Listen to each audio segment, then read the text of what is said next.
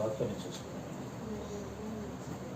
వాక్యాన్ని చూసుకోక మొదలు మన వారం ఏం నేర్చుకున్నాము, ఏం విన్నామో ఒకసారి చెప్పాలి. లేదంటే ఈరోజు వాక్యం మీదే చెప్పాలి.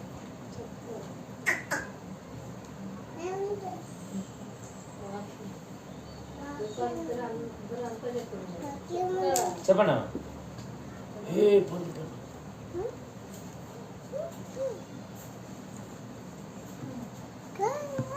ఏమన్నా నేను మా అక్కని చూసుకుంటే నాకు కథ అర్థం కదా. ఒకరు మాకు చూసుకుంటే ఎట్లా ఎలీషా మన గెహజ్ గురించి మనం మళ్ళీ నీకు అదే చెప్పాలా. శ్రీదేవి ఉక్కరం తింటలే అంటే వాళ్ళ కాలం ఉప్పుకారం తింటారు, నీ తినమంటే మర్చిపోతాం. వాళ్ళు కూడా వాళ్ళు కూడా చెప్పండి చెప్పండి. జ్వరం వస్తుంది, జ్వరం అని చెప్తాం. ఎవరైనా ఇంటి పక్కల కొట్లాడమని చెప్పండి. నువ్వు వచ్చినప్పుడు కొమ్ములు తీసుకుందా అట్లా కాదు, ఇంటి పక్కల కొట్లాడమని చెప్పండి. చూద్దాము. నీ చెప్తేండ్రు నా చెప్తేండ్రు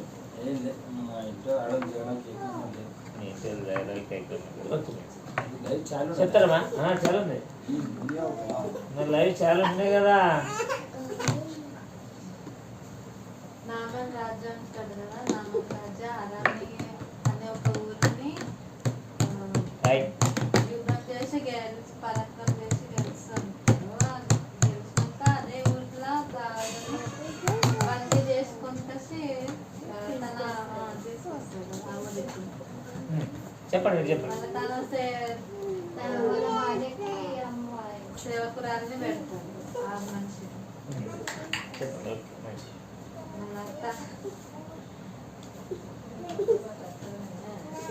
ఓకే ఓకే మంచిది. ఇంత చెప్పినందుకు ఇంకా సంతోషము. ఇంకా మీకు ధ్యాస ఉంటుంది కానీ చెప్పడానికి ధైర్యం రాదు కాబట్టి మేము అడుగుతాం. ఎందుకంటే మనము 4-5 మంది చిన్న కూడికి ఉన్నప్పుడే మాట్లాడకపోతే ఇంకొకరు మాట్లాడరు. మీలాంటి వాళ్ళు ప్రసంగం చేస్తారు, 100 మంది ఉంటే వాక్యాలు చెప్తారు. వాళ్ళ మనసులే మన మనసులే. ఎప్పుడైతే నలుగురు మాట్లాడుతూ పోతే మనకు ధైర్యం అనేది వస్తుంది. ఎంత జ్ఞానం ఉన్నా, ఎంత ఆలోచన ఉన్నా మన లోపల ఉంటే పనికిరాదు. ఇది గుర్తుపెట్టుకోవాలి. వాటర్ బాటిల్ ఉందనుకోండి, 20 రూపాయలు పెట్టి మనం కొనుక్కొచ్చుకుంటాం. అది తాకుండా అలాగే పెట్టి ఎక్స్పైరీ డేట్ అయిపోయిన తర్వాత దాన్ని ఏం చేస్తారు చెప్పండి ఏం చేస్తారు? పారేస్తారు. పనికిరాదు. ఎందుకంటే దానికి ఒక డేట్ నిర్ణయించుంటారు. ఆ తర్వాత ఉపయోగం పడదు. అది మనం కూడా శరీరంలో ప్రాణం కలిగి ఉన్నప్పుడే మన మాటలు ఇతరులకి నేర్చుకోవడానికి ధైర్యం తెచ్చుకోవాలి. ఇంకోరు చెప్పడానికి మనం వాడబడాలి. మనలో ఎంత జ్ఞానం ఉన్నా, ఎంత ఆలోచన ఉన్నా మనలోనే పెట్టుకోవాలి. మనం వచ్చిన తర్వాత నన్ను ఎంత జ్ఞానవంతురాలంటే నీ వల్ల ఉపయోగం ఏం చెప్పండి? 20 రూపాయలు పెట్టి నీళ్ళ బాటిల్ తెచ్చుకొని అది పనికి రాకపోతే పారేస్తే మనం కూడా అలాగే. ఎందుకంటే మనము చిన్నపిల్లలుగా ఉన్నప్పుడు ఎలాగైతే ఎదుగుతాము, సంవత్సరం పిల్లలు ఇంకా పెద్దగా అవుతారు, ఇంకో సంవత్సరం వచ్చేసరికి ఇంకా పెద్దగా అవుతారు. జ్ఞానములు ఎదుగుతాము, శరీరములు ఎదుగుతాము, ఆత్మీయతలు ఎందుకు ఎదుగుతలేము? ఆత్మీయతలు కూడా అలాగే ఎదగాలి. సైకిల్ మీద పోతాడా? 10 ఏళ్ళ కింద ఉన్న పరిస్థితి ఇప్పుడు ఉందా? 10 ఏళ్ళ కింద ఒకరికి తిండి లేకుంటుంది. ఇప్పుడు కుక్కలు కూడా కూడైపోయారు. ఒక పెద్ద చెరువు ఉందనుకోండి, ఆ చెరువు నీళ్ళు ఎక్కడగా ఇడకుండా ఉంటే ఏమవుతుంది? అది పాతను బట్టి మునిగిపోతుంది, పనికిరావు. అది పారుతూనే ఉంటే సేనన్న పండుతుంది, ఏదో ఒక పనికి వస్తుంది. అలాగనే మురిగి నీటిగా ఉండకుండానట్లు మనలో ఎంత జ్ఞానం దాచుకున్నా, ఎంత బైబిల్ మనకు ఒక్కరికి మాత్రమే తెలిసినా అది మనకు ఉపయోగం అనుకుంటే తప్పు. మనకు ఉపయోగం ఎప్పుడు తెలుసా? మన వల్ల ఇతరులకి వాక్యం అందినప్పుడు, మన వల్ల ఇతరులకి వాక్యాన్ని వివరించినప్పుడు అది ఉపయోగం. ఒక నీళ్ళ బాటలైనా, థమ్సప్ బాటలైనా, ఏ వస్తువు అయినా తెచ్చుకొని అది దాని డేట్ అయిపోయే లోపలే అది వాడబడితేనే మనకి పనికి వస్తుంది. అని డేట్ పారైపోయిన తర్వాత అది అలాగే సీల్ ఉంటూ కూడా ఏం పని చేస్తుంది? తీసుకొని అతలు వారేస్తుంది. ఏమంటారు? ఎక్స్పైరీ డేట్ అయింది. ఇది ఇసుముతో సమానం. మనలో ఎంత జ్ఞానం ఉన్నా వేరే వాళ్ళకి పనికి రాకుండా మనం అలాగే తెచ్చిపోయి నా ఎంత జ్ఞానవంతుడు అంటే లాభం ఏం చెప్పాను? అంటే మనం అభివృద్ధి చేసుకోవాలి. సంవత్సరం పిల్లలు పెద్దగా ఎలాగైతారు, 10 ఏళ్ళ తర్వాత ఎలాగైతే బలం కలిగి ఉంటారు. ఇప్పుడు చిన్న పాప ఉంది, ఈ చిన్న పాపకి సంవత్సరం లేవు, ఇంకా 10 ఏళ్ళైనా అట్లే ఉంటే ఏమంటారు? ఏం చేస్తారు చెప్పండి? 10 ఏళ్ళకి ఇంకా 2 ఏళ్ళు కానీ అట్లే ఉంటే పోయి డాక్టర్లు చూపిస్తారు. ఎందుకు మా పిల్లలు ఎదగతలేదు? ఎందుకు పెరగతలేదు? ఇప్పటికి ఇంత ఎత్తు కావాలి. ఈ వయసు పిల్లలు ఇంత ఎత్తున్నారు. ఈ వయసు పిల్లలు ఉరుకులాడుతారు. మా పిల్లలకి ఎట్లా ఉంది చూపిస్తారు కదా. మరి మనం వాక్యంలో జ్ఞానంలో ఎందుకు ఎదగతలేము?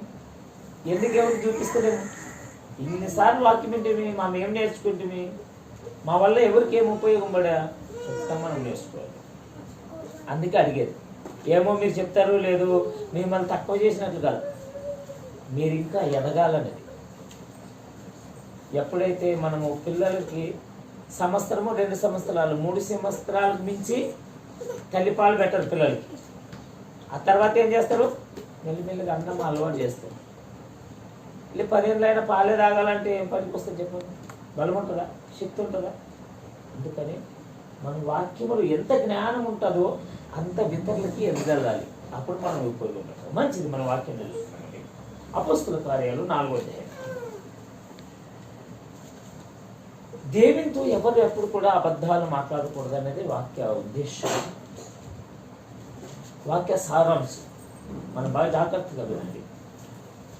వాక్యము ఎప్పుడైతే మనకు ప్రేరేపణ కలిగిస్తుందో, వాక్యము ఎప్పుడైతే మనల్ని జ్ఞానవంతులుగా పిలుస్తుందో, జ్ఞానానికి మనము ఒక ఉదాహరణగా అనుకుంటాము. ఈ వాక్యము కేవలము పేపర్ మీద అక్షరాలుగా చూడకుండా, మన న్యూస్ పేపర్లా చూడకుండా దేవుడే మనతో మాట్లాడుతున్నాడు, సాక్షాత్ యేసుక్రీస్తు ప్రభువే మనతో మాట్లాడుతున్నాడు అని మనము గుర్తు చేసుకోవాలి. అందుకే ప్రారంభ శతాబ్దంలో, మొదటి శతాబ్దాలుగా యేసుక్రీస్తు ప్రభు చనిపోయిన తర్వాత అపోస్తులు అనబడినటువంటి దేవుని సేవకులు 12 మంది శిష్యులుగా ఉంటే దాంట్లో ఒక ఆయన తప్పిపోతే 11 మంది భయభక్తులు కలిగి ఎంత కఠినమైన సేవ చేశారో, ఎంత బాధ్యత కలిగి సేవ చేశారు. ఆ సేవ చేస్తున్నప్పుడు కొన్ని అద్భుతాలు జరిగాయి, కొన్ని విచిత్రమైన సంగతులు జరిగాయి. అప్పుడు భయం పుట్టింది. ఇప్పుడున్న క్రైస్తవులకి 180% భయమే లేదు. ఏ సేవకన్నా అడగండి, ఏ విశ్వాసం అడగండి, దేవుడు అంటే భయం ఉందా అంటే భయం లేదు. ఎందుకు భయం లేదు? మా దేవుడు చాలా మంచివాడు, ఏ తప్పు చేసినా వెంటనే క్షమించేస్తాడు. ఇదొక్కటే తెలుసు మనకి. కరుణామయుడు అన్న ఒక పేరు, కృపామయుడు అన్న ఒక పేరు ముద్రపడిపోయింది మనకి. కానీ వాక్యం ఏమవుతుందంటే దేవుడు చూసినంత వరకే చూస్తాడు. ఒకవేళ దేవుని మాటకు మనం కనుక లోపడకపోతే, దేవునికి ఒకవేళ లోబడి ఉండకపోతే మనల్ని చీల్చి చెందాడుతాడు. చాలా మంది ఏం చేశారంటే ప్రారంభ శతాబ్దంలో వాళ్ళు సేవ చేస్తుంటే కొన్ని అవసరతలు, సేవ చేయడానికి, తినడానికి, తిండి, అప్పుడు ఏం చేసేవారంటే సమస్తాన్ని వదిలేసి సేవ చేయడానికి చాలా మంది వచ్చారు. వాళ్ళు కొంతమందికి అవసరత ఎలా అంటే వాళ్ళు ఏం చేశారు, అప్పుడులో ఉన్నది అందరికీ పంచి పెట్టుకున్నారు. ఇప్పుడు మనలా కాదు. మనం ఏం చేస్తామంటే మన అవసరత ఎంత ఉంటుందో మనకి ఇంకోరు చూడరు. మన పని మనమే చేసుకోవాలి, మనమే పోషించుకోవాలి. అప్పుడు స్వార్థ అనేటువంటిది ఒక పని, బాధ్యత. ఆ పని చేస్తే అదే పని. ఇప్పుడు చూడండి, మనం ఒకసారి చూద్దామండి. 32వ వచనంలో ఒకసారి చూస్తే, అపోస్తుల కార్యాలు 4వ అధ్యాయం 4th अध्याय 32 वचनలో ఒకసారి చూద్దామండి.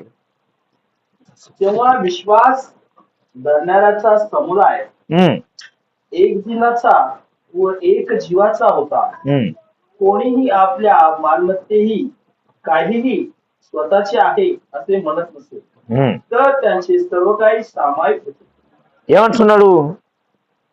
విశ్వాసించిన వారందరూ ఏక హృదయము ఏకాత్మ గలవారై ఇండిరి.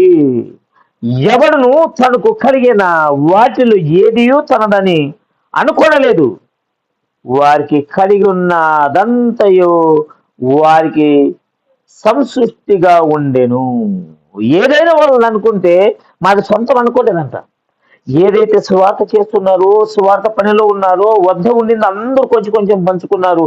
ఎవరు కూడా తక్కువ లేకుండా, ఎవరు కూడా ఎక్కువ లేకుండా సమృద్ధిగా ఆత్మీయత కలిగి ఉన్నారు. మనమైతే ఏం చేస్తాం? మన ఆస్తి మనదే, వాళ్ళ ఆస్తి వాళ్ళది. మన క్రైస్తవులైన బీది వాళ్ళైతే బీది వాళ్ళైతే నీకు లేకపోయినా మనం పట్టించుకోం. అప్పుడు అలా కాదు. ఒకసారి మేము సేవ చేస్తామంటే చావడానికైనా సిద్ధపడతారు కానీ వాళ్ళు వెనక్కి తిరిగి వెళ్ళేవారు కాదు. అలాంటి కఠినమైన సేవ చేసిన వారు. ఆ కాలంలో చాలా మంది సమర్పించుకున్నారు అంటే వాళ్ళ ప్రాణాలు సైతం ఈడవడానికి కూడా సిద్ధపడ్డారు. మరి మనము ఈనాడు ఒకరిని ఒకరు పట్టించుకో, చర్చ్ దాటి వచ్చామంటే అవతల వాళ్ళు ఏమైపోతారో మనకు తెలియదు. మనకు అనారోగ్యం ఉన్నా, ఆరోగ్యం ఉన్నా అప్పుడప్పుడు ఎవరి గురించి ఎవరు అడగనగానే అడగరు. ఒక 10 ఏళ్ళ కింద, 20 ఏళ్ళ కింద పల్లెటూరులో ఉన్నప్పుడు ఏం చేసేవారంటే అందరూ ఒకే చోటు కూర్చొని ముచ్చట్లు పెట్టేది, మాటలు పెట్టేది, ఎవరి పరిస్థితి ఏంటుందో, ఎవరికి ఏం కావాలో చూసుకునేవారు. ఇప్పుడు సొంతం ఇంట్లోనే ఎవరి ఫోన్ వాళ్ళు పట్టుకుంటారు, ఎవరి వాళ్ళే చూసుకుంటారు, ఎవరి ఛానల్ వాళ్ళే. తిన్నావా, ఉన్నావా లేదు, ఎవరిది వాళ్ళు వేసుకొని తినాలి. ఇంకా 4 దినాలు పోతే ఎవరిది వాళ్ళు వండుకొని తినాలేమో. ఏమన్నా ఉంటే ఫోన్ పెట్టుకుంటారు, టైం అయింది ఇప్పుడు ఆడ ఉంటాము, బయటికి తీసుకుపోవా, ఏమన్నా హోటల్ తినేది లేదా, లేదంటే ఏమన్నా ఆర్డర్ పెడదాం, అయిపోయింది, ఇంటికడికి వచ్చేస్తుంది. చూడండి మన కిందికి చూసుకుంటే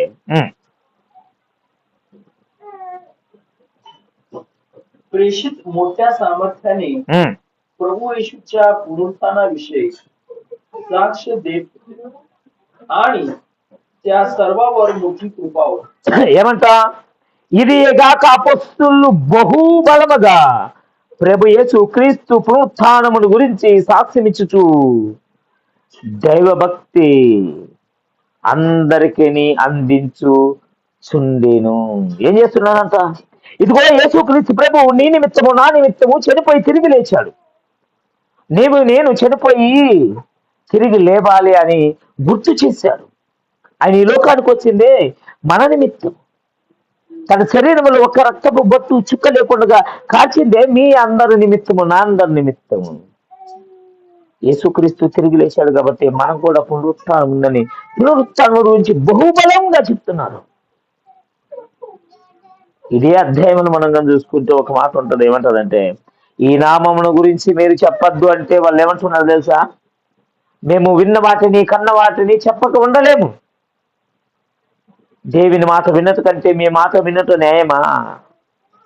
ఎవరైతే రోమన్లు, శాస్త్రులు, పరిచయులు ఇదిగో ఈ లెక్క యేసుక్రీస్తు బోధ చేస్తున్నారే, ఈ రాజు కంటే ఆ యేసును గురించి వీళ్ళు చెప్తున్నారే, ఒక శరీరములో ప్రాణం కలిగి బ్రతికొచ్చిన ఒక తల్లి గర్భంలో నడిచినటువంటి మనిషిని దేవుడు అంటున్నారే, ఇది తప్పు కదా ధర్మశాస్త్ర ప్రకారము అని చెప్పేవారిని గద్దించారు, బెదిరించారు, కొట్టారు. మీరు ఈ మాట గురించి మాట్లాడద్దు అన్నప్పుడు వాళ్ళు అన్న మాట ఏమిటో తెలుసా? దేవుని మాట వినట కంటే మీ మాట వినటం న్యాయమా, ధర్మమా? మేము దేవుని మాట మాత్రమే వింటాం, దేవునికి మాత్రమే లోబడతాం. మరి మన పని ఉన్నప్పుడు మనం పని చేసుకుంటాము, ఖాళీ సమయంలో కూడా వాక్యం చదువుకోము, చదువుకున్న దాన్ని ఇతరులతో పంచుకోము, విన్నదాన్ని ఇతరులకు చెప్పుకోము. ఈ రోజు ఈ మాటలు విన్నాం కదా, నేనున్న మాటలు ఎవరికైనా ఒకరికి చెప్పుదామన్న ఆలోచన అనుకున్నాను. అలా కాదు, ప్రతి ఒక్కరు కూడా ఎదగాలి, అంచెలంచెలుగా ఆత్మీయత లేదుగా. ఎలాగైతే మన శరీరంలో ఎదుగుతున్నాము, పిల్లలుగా ఉండి యవనస్తులు అవుతాం, యవనస్తులు ఉండి వృద్ధాపంలోకి పోతాము, ఎలాగైతే కుటుంబ పోషణ, ఆర్థిక పరిస్థితి ఎలాగైతే ఎదుగుతుందో అదే ప్రకారమే ఏమవుతుంది, ఆత్మీయతలు కూడా మనం ఎదగాలి. బహుబలంగా వాడబడ్డారు వాళ్ళు. చూడండి కింద ఏమంటున్నాడు?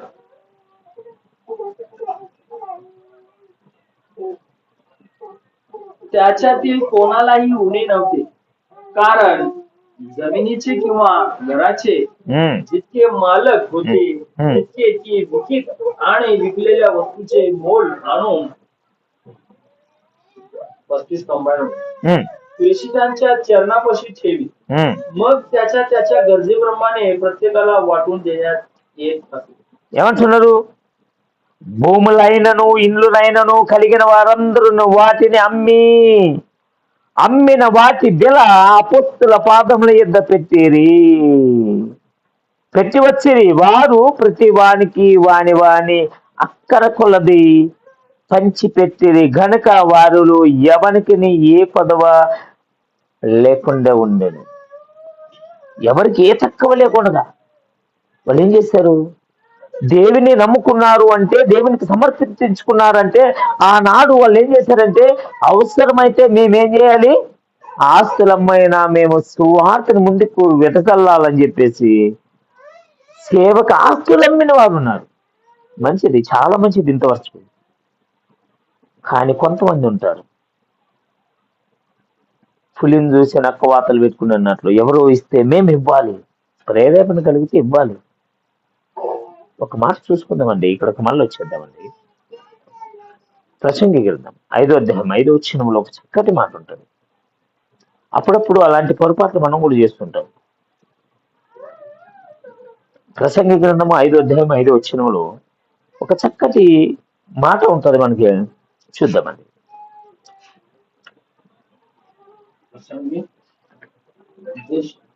उपदेश 5:5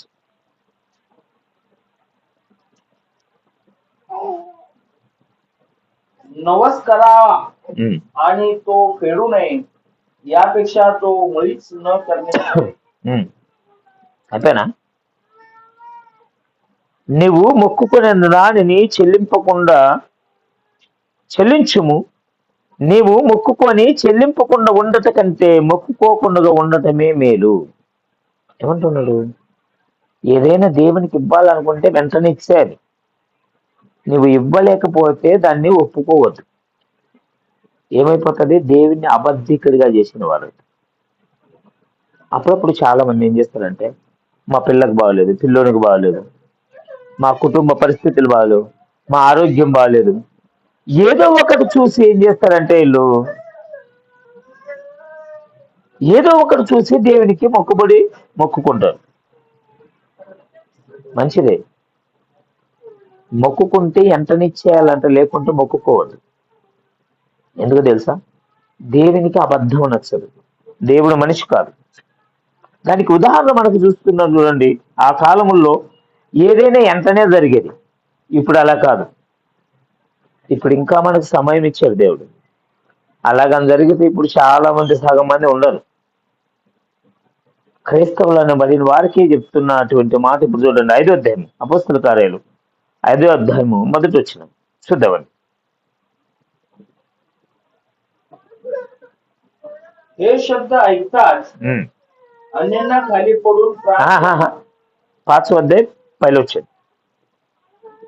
अन्यान्य नावाचा कोणी एक इसम व त्याची बायको सफीरा याने आपली मालमत्ता विकली. అననీయ అను ఒక మనుషుడు ఉండెను. తన భార్య సఫీరతో ఏకమై పొలము అమ్మెను. ఇల్లు చూచుచుండగా, చాలా మంది చూచుచుండగా, ప్రసంగము జరుగుచున్నప్పుడు చాలా మంది వాళ్ళ ఇండ్లు అమ్మిన వారు, ఆస్తులు అమ్మిన వారు, ఆ అమ్మిన పైసల్ని వెల తెచ్చి, ఆ డబ్బుల్ని తెచ్చి అపోస్తుల దగ్గర పెట్టేవారు. ఇదిగో సేవ నిమిత్తం వాడకండి, ఇదిగో సేవని విస్తరింపజేయండి, ఇదిగో యేసుక్రీస్తు ప్రభు తిరిగి లేచినటువంటి వార్తను అందరికి అందించాలన్న ఉద్దేశంతో ప్రేమ కలిగిన వారు, ఇవ్వాలనుకున్నవారు, దేవుడు ఎవ్వరిని కూడా నీ ఆస్తి, నీ సంపద నాకి అని ఎవ్వరిని అడగల. వాళ్ళ ప్రేరేపణ కలిగి ఇచ్చారు. అందులో వీళ్ళు కూడా ఒకరు, అననీయ సఫీరా. మంచిది, ఇంతవరకు చాలా బాగుంది. ఇంతవరకు బాగుంది, అందరు ఇస్తున్నారు కాబట్టి మేము ఇవ్వాలనుకున్నారు, చాలా మంచిది. కానీ ఎప్పుడైతే పైసల కంటే కనపడ్డావో, ఎప్పుడైతే డబ్బు అనేది కట్టాలు చూశారో, వాళ్ళ ఆలోచన తీరు మారిపోయింది. వాళ్ళ మనసు మారిపోయింది. అప్పుడు దాకా దేవునికి ఉన్నటువంటి స్థానము, విలువ మారిపోయింది. వాళ్ళ ఆలోచన స్టైల్ మారిపోయింది. సమస్తాన్ని ఇవ్వాలనుకున్న వీళ్ళు అమ్మేశారు. అమ్మేసిన తర్వాత ఎప్పుడైతే పైసలు కట్టలు వచ్చావో కట్లను చూసి కళ్ళు మండిపోయాయి. చూడండి ఏమంటున్నాడు 2వ వచనం.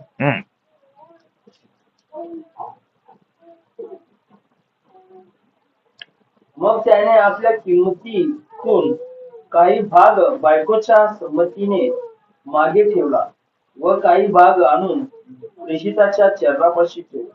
ఏమంట, భార్య ఎనకనే వాడు దానిని వెలలు కొంత తీసి దాచుకొని కొంత అపుస్తుల పాదలి మీద పెట్టెను. ఇవ్వాలి అనుకుంటే అంత ఇవ్వాలి, లేదంటే అంత ఉంచుకోవాలి. ఎప్పుడైతే పైసలు ఎక్కవరాను సేవకులు, అపోస్తులు బేట సేవ చేస్తున్నారు, మా ఇంట్లో దాచిపెట్టి వాళ్ళకేం తెలుస్తుందిలే, మేము దాచిపెట్టుకుంటే వాళ్ళకేం అర్థమవుతుంది. ఇంతేం వచ్చిందని చెప్తే ఎవరన్నా వచ్చి చెప్తారా అనుకోని వాళ్ళు ఏం చేశారు? దాచిపెట్టుకుందాం, తినడానికి వస్తుంది, మనకు అవసరం వస్తుందని చెప్పేసి ఏం వాళ్ళు దాచుకున్నారు. దేవుడు ఏమన్నా వాళ్ళ ఇంటికి వచ్చాడు కదా, అందరు ఇస్తారు నీవి అని, నీకు ఇంత ఆస్తుంది కదా ఇవ్వని ఎవరినైనా అడగాడా? దేవుడు ఏమన్నా తింటాడా? లేదు. దేవునితో ఏదైనా నిబంధన చేసుకుంటే, ఏదైనా మాట్లాడితే, ఏదైనా అనుకుంటే అది తీర్చే. ఈ బైబిల్ గ్రంథం ఎలాంటిదంటే, దీన్ని చదువుతున్నప్పుడు ఏదైనా మనలో తప్పు చూస్తే దాన్ని సరి చేసుకోవాలి మనలో. లేదు వాక్యాన్ని నాకు మలుపుకుంటాను, వాక్యమే నేను చెప్పినట్లు వినాలి, ఇలా అనుకుంటే నడవదు. ఈ జీవ గ్రంథము మన జీవితాన్ని నిర్ణయించేది, మన జీవితం వెలుగేంటో తెలియపరిచేది. చూడండి కింద ఏమంటున్నాడు చదివితే. तेव्हा पेत्र म्हणाला, "हरिणा, तू पवित्र आत्म्याशी लबाडी करावी व जमिनीच्या किमतीतून काही ठेवून घ्यावे म्हणून सैतानाने तुझे मन भरविले आहे. मन का भरविले आहे?" ఏమంటున్నాడు? ఈ మాట చూసుకున్నప్పుడు మనకు మన వారంలో చూసుకున్నటువంటి వాక్యం గుర్తుకు రాదా? ఎలీషా దగ్గర ఉన్నటువంటి గేహజీ కుష్ఠరోగం బాగు చేసుకున్నటువంటి నయమాను యొక్క ఆస్తిని ఆశించి తిరిగి తెచ్చుకుంటున్నప్పుడు ఎలీషా గారు ఏమన్నారు? గేహజీ నువ్వు ఎక్కడున్నావంటే, అయ్యా నేను నీ దాసుని ఇక్కడే ఉన్నాను, బయట తిరిగాడుతున్నాను, ఇప్పుడే వచ్చానంటే, ఇదిగో నయమాను తన రథాన్ని దిగి నీ దగ్గరకు వస్తున్నప్పుడు నా మనసు నీతో కూడా రాలేదా, ఆయనతో కూడా రాలేదా అన్న మాటను ఎలాగైతే గేహజీ ఆడదీసుకుంటున్నప్పుడు ఇంట్లో నుండే ఎలీషా గారు చూశారో, అదే రీతిగానే ప్రసంగిస్తున్నటువంటి పేతురు గారు వీళ్ళు డబ్బు దాచిపెట్టింది కూడా అర్థమైపోయింది అంటున్నాడు. మాట్లాడుతూ ఏమంటున్నాడు? అప్పుడు పేతురు, అననీయా, నీ భూమి బిలలో కొంత దాచుకొని పరిశుద్ధాత్మను మోసపరచుటకు సాతానుకు ఎందుకు నీ హృదయములో ప్రేరేపించితివి?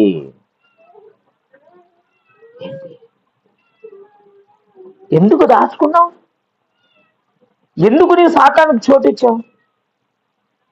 నీకు దేవునికని కదా నీవు చోటు. ఇదిగో నా ఆస్తినే నా ఇయ్యాలి అమ్మి అని నువ్వు దేవునికి చోటు ఇచ్చావు కదా. ఎక్కడైతే దేవుడు ఉండాలనుకున్నాడో ఆ స్థానాన్ని సాతానికి దిద్దించు అని చెప్పి ఇంకొక చక్కటి సలహా ఇస్తున్నాడు. చూడండి 4వ వచనంలో.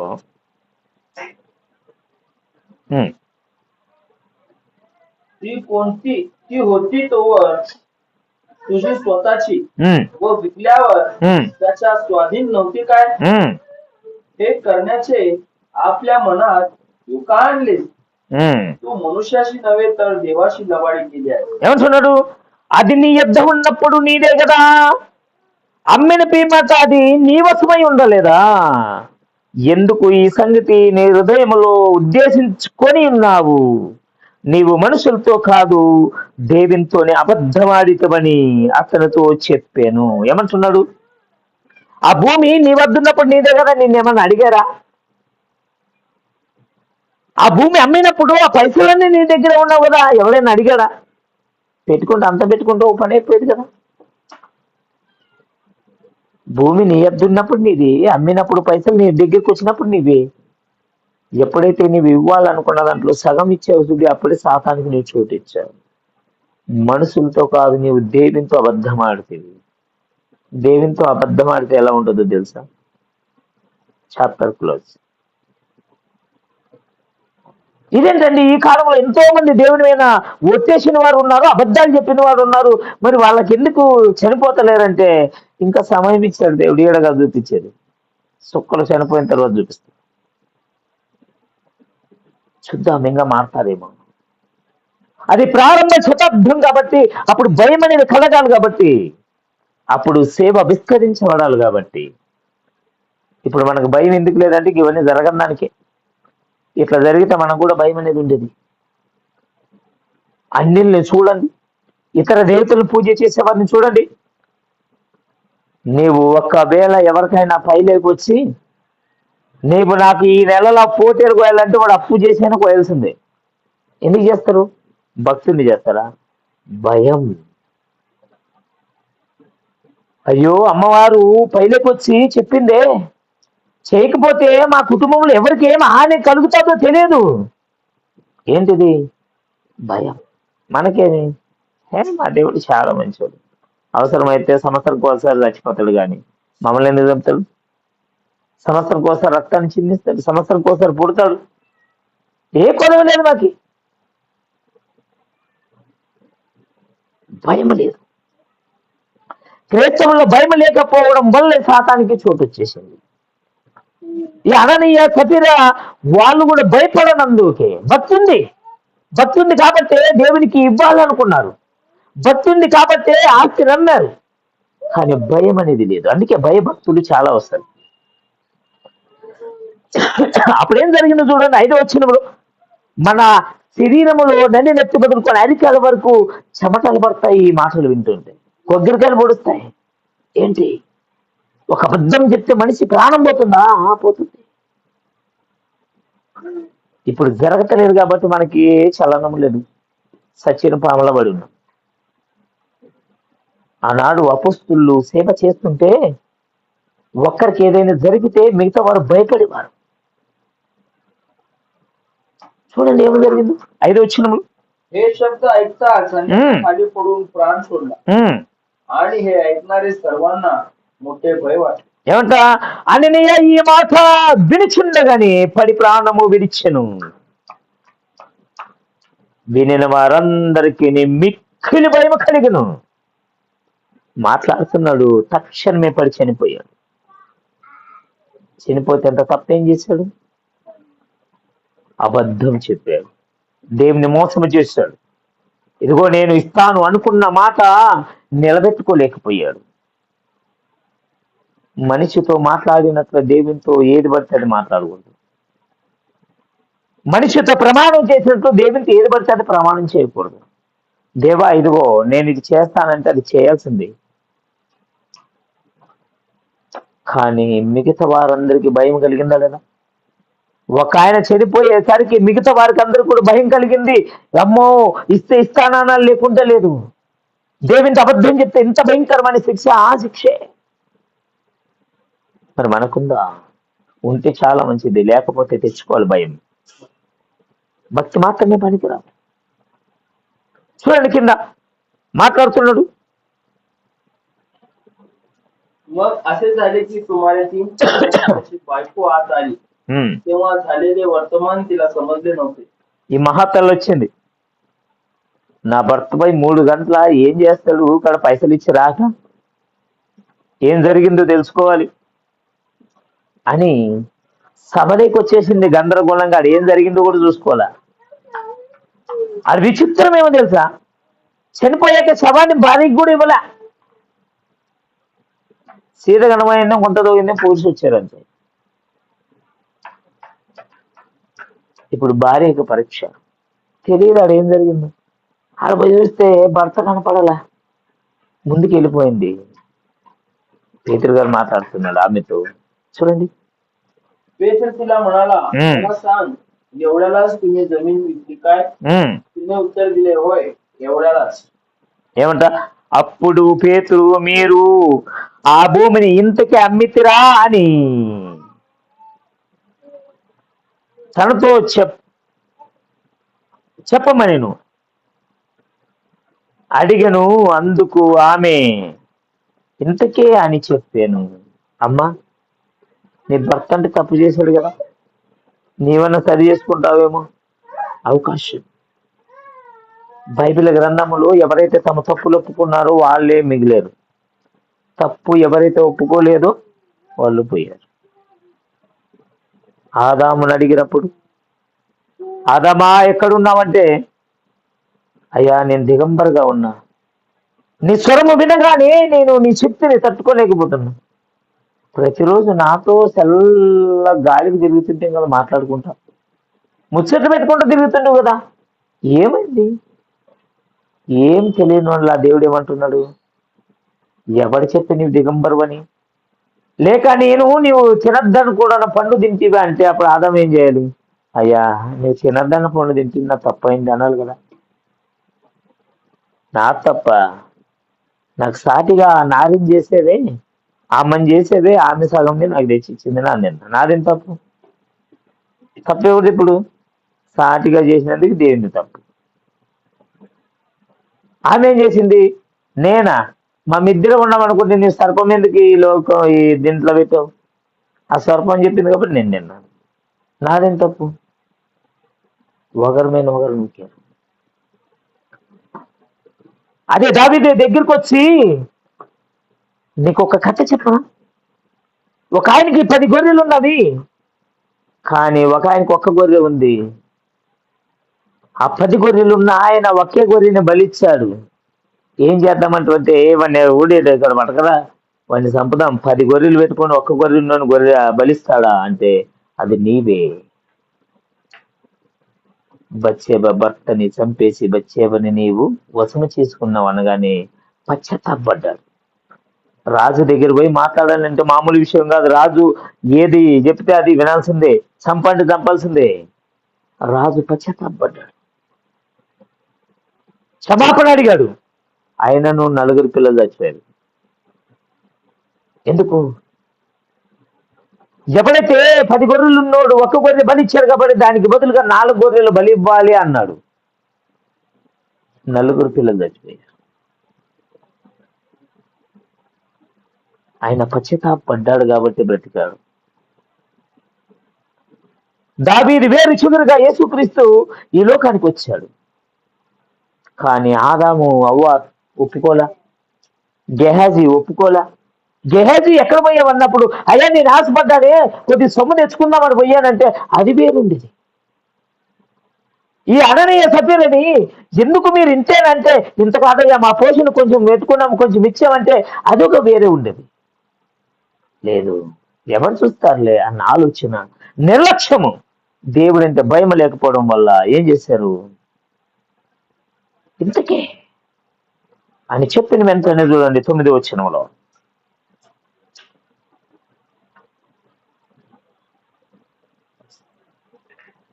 వచ్చేది पेत्र तिला म्हणाला, प्रभूच्या आत्म्याची परीक्षा पाहण्यास तुम्ही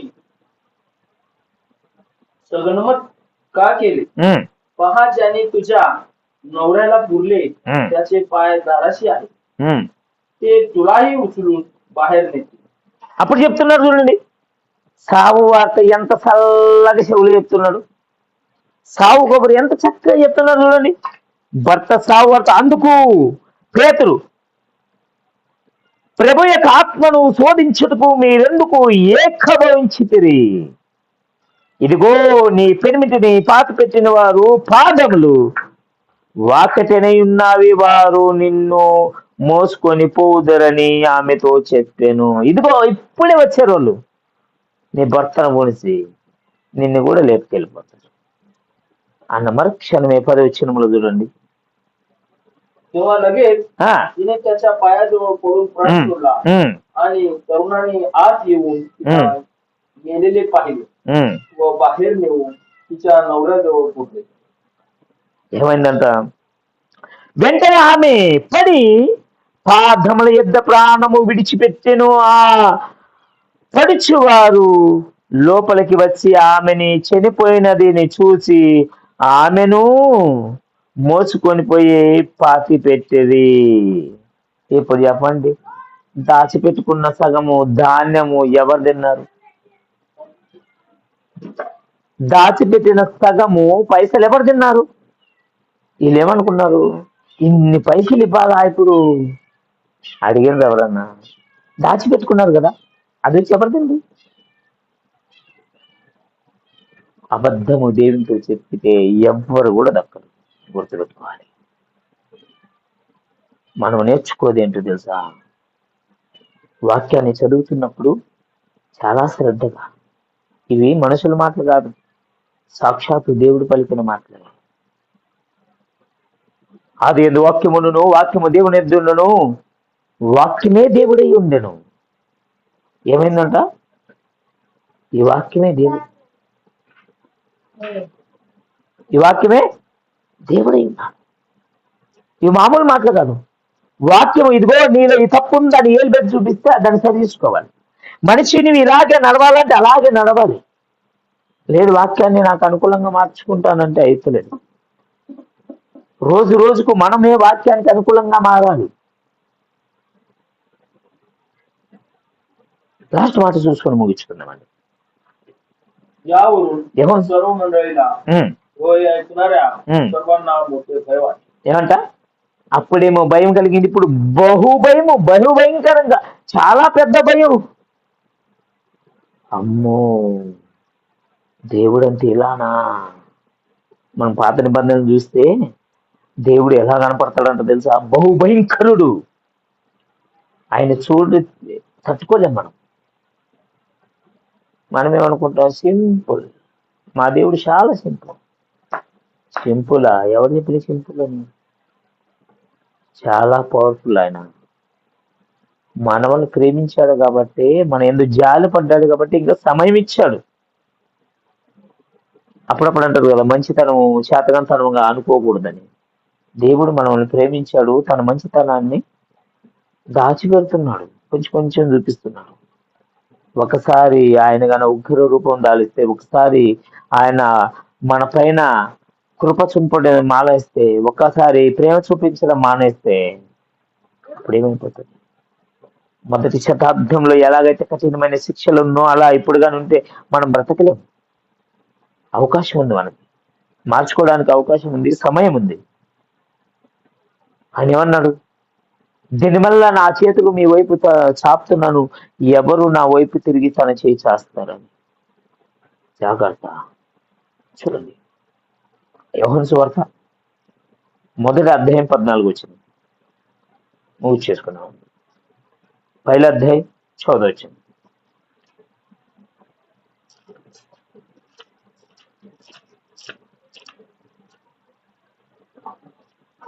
शब्द हे झाला आणि त्याने आम्हामध्ये वस्ती केली ఏమంటా? आणि आम्ही त्याचे गौरव पाहिले.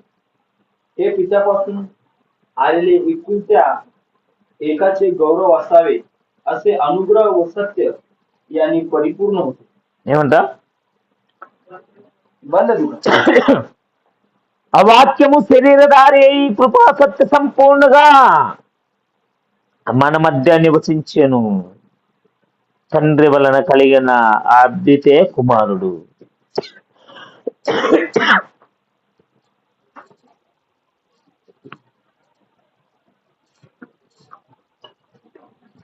ఎవరంటేనా ఈ వాక్యమే శరీరధారిగా వచ్చారు. అందుకే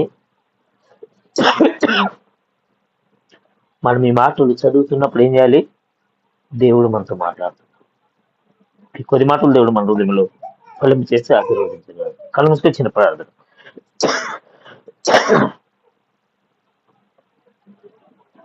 మహాపరిశుద్ధుడైన దేవ, మీ ఘనమైన పదాలకు నమస్కారం. ఇదిగోనైనా మరి ఇంతవరకు మాట్లాడిన మాటలు మా హృదయంలో భద్రపరుచుకునే వాక్యానికి లోబడి ఉండడానికి సహాయం దయచేయండి.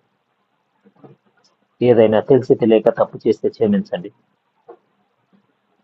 అనారోగ్యంతో ఉన్న ప్రతి ఒక్కరిని ముట్టండి, స్వస్థపరచండి, మంచి ఆరోగ్యాన్ని దయచేయండి.